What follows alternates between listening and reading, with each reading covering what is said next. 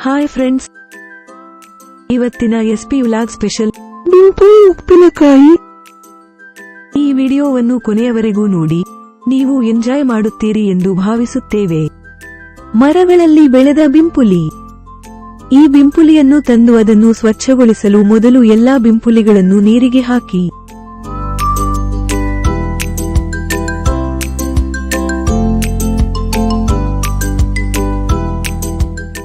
ಅದನ್ನು ತುಂಬಾ ಚೆನ್ನಾಗಿ ಸ್ವಚ್ಛಗೊಳಿಸಿ.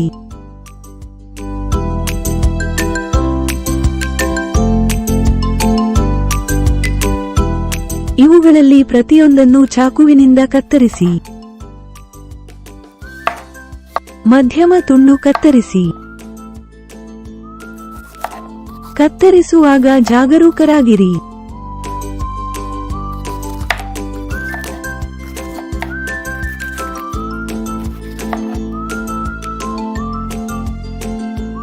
ಎಲ್ಲಾ ಕತ್ತರಿಸಿದ ತುಂಡುಗಳನ್ನು ಒಂದು ಪಾತ್ರೆಯಲ್ಲಿ ಹಾಕಿ.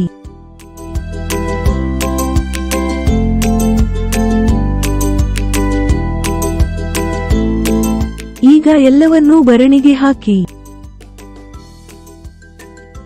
ಸಾಮಾನ್ಯವಾಗಿ ಉಪ್ಪಿನಕಾಯಿಯನ್ನು ಭರಣಿಯಲ್ಲಿ ಇಡಲಾಗುತ್ತದೆ.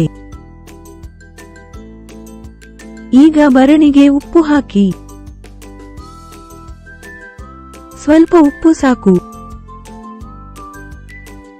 ನಾನು ಮತ್ತೆ ಹೇಳುತ್ತಿದ್ದೇನೆ, ಸ್ವಲ್ಪ ಉಪ್ಪು ಸಾಕು.